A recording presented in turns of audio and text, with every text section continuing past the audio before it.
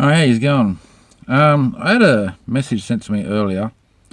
Someone wanting to know if he's got a blown head gasket, because he's getting pressure through the cooling system, but he's not seeing any steam come out of the exhaust. And he's watched a clip of mine about the water pump. So this video is for that, to explain, because a lot of people ask me the same question, and to be quite honest, I'd rather not be typing every single time. I'd rather share a link and say, watch this. Okay, so the thing about the water pump is it can give a false reading of a blown head gasket, because when that seal breaks or the water pump itself goes faulty, because it's driven by the crank, the water can get into the oil.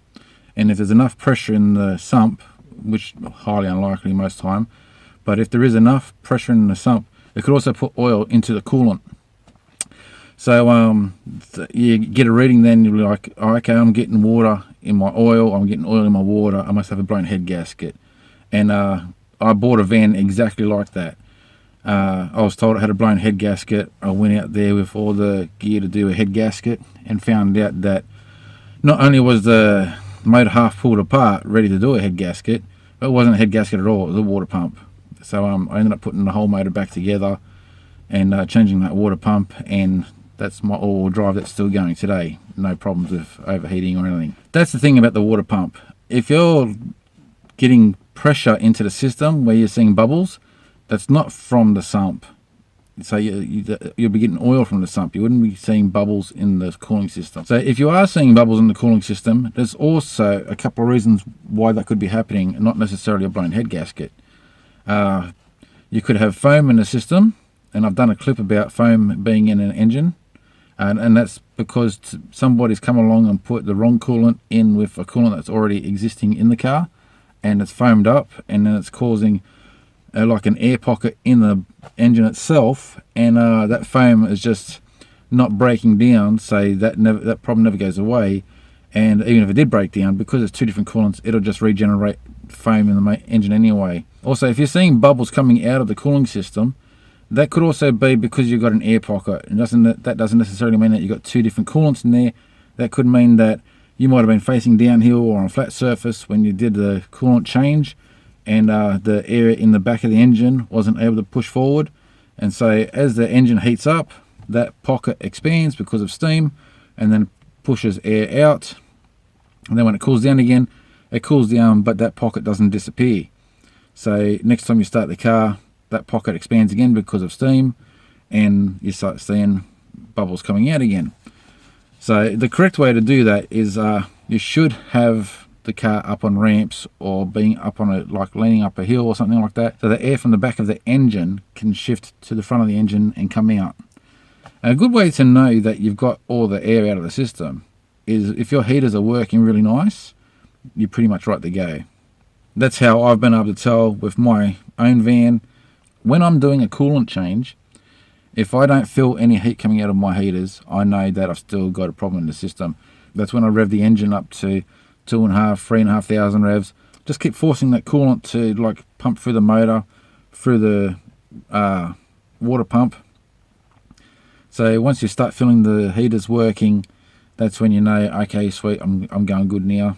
Finish topping up the reservoir to where it needs to be. Once everything's settled, you should be, good to go. In saying that, I had a different problem with my all-wheel drive. I did all that, I did everything how it should be done properly, and I still had an overheating problem. And I started thinking, okay, maybe I do have a blown head gasket. How I got beyond that, and I've only ever had to do this like maybe on 2 other cars throughout history of me doing coolants on cars, is I got a bottle, I filled the reservoir right up to the very top, as much coolant as I could get into the system. What I did was I filled the reservoir right up to the very top, so any pressure that's going to come out, it has to go through the overflow. I had a 2-litre bottle of Coke, but you can use any bottle. It doesn't have to be 2 litres, it could be 3 litres, whatever. The bigger the better, because when the system's heating up and it's starting to overheat, it's going to be pushing pressure out of the system and filling that Coke bottle. And so you're probably going to start off with an empty Coke bottle, because fluid's going to come out through that pressure system. But once it's warmed up to normal temperature, maybe a bit hotter, turn it off, and then let the system, as it cools down, pull that fluid back in, and you make sure that you're there to top up that bottle so it can pull in extra fluid. And it took me 2 days of doing that with my all-wheel drive to get whatever the problem was, like an air pocket or something in the engine. And then once I got as much fluid as I could get into the engine, I noticed that I was no longer having an overheating problem. And that's when I just went to normal rules of making sure that the fluid levels were correct and everything, and then, you know, put the radiator cap on, and I haven't had a problem with that van ever since. So it showed signs of, like, I can understand the person who sold it to me why he thought it was a blown head gasket, is because, say you're getting coolant in the oil and you can't get the van to come up under temperature, perfect signs of there's a problem with the head gasket. So but it turned out it wasn't. It was just a bad water pump, and there was something in the engine that was causing an air pocket of some sorts on that particular engine, that once I got that all under control, no more problems. So the things to watch out for: if you've got bubbles coming out of your reservoir, make sure that you've got your van up on ramps or on a hill to do the coolant change. Try and get as much air out, squeeze the hoses, whatever. Try and get as much air out of the system as you can get.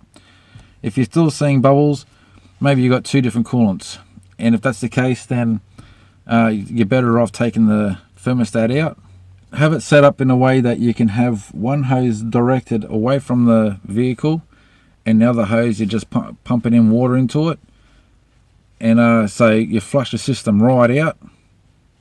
And once you're happy that it's flushed right out, and that can take up to, well, it's taken me sometimes up to 45 minutes because I've done it a few times, flushing the system out, and then you start to see the foam come out, and then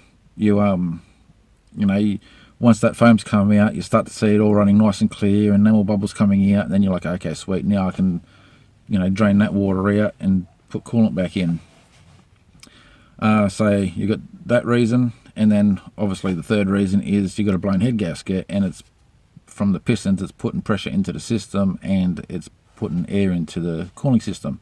And when that happens, generally the most noticeable thing is if you're getting pressure from the pistons pushing into the cooling system, when the engine cools down, it's just going to reverse effect. The coolant's going to go into the pistons. Next time you start your engine, you're going to see a cloud of smoke behind you. Now, I'm not talking about condensation, like you see a bit of steam coming out when you first start your car, and more recognizable in winter that you see all this steam coming out of your exhaust. That's normal. But if it's, what you want to keep a note of is you know your car, you've driven it for ages, you've seen the amount of condensation, what comes out and so forth. So one day if you've got a lot more than normal, then chances are you've got a blown head gasket. I think I've pretty much covered everything right now. So you got water in the oil in the water from a bad pump. Can also be from a head gasket, but if you're only seeing water or coolant in either one and nothing else, then I would be going for the water pump first. Make sure that the seal's not broken and the pump's not bad. If you're seeing pressure in the system, the bubbles coming out, first of all, I'd probably do a flush first, taking that thermostat out like I explained, putting coolant in and seeing if there's any more bubbles after doing a proper radiator flush that way. If that fails and you're still seeing bubbles coming through the radiator, chances are you do have a blown head gasket. Anyway, I hope I've covered everything there. I'll probably repeated myself a few times, just trying to get a point across. If you've got any questions, pop me a comment. Okay, I'll catch you next time. Cheers, guys.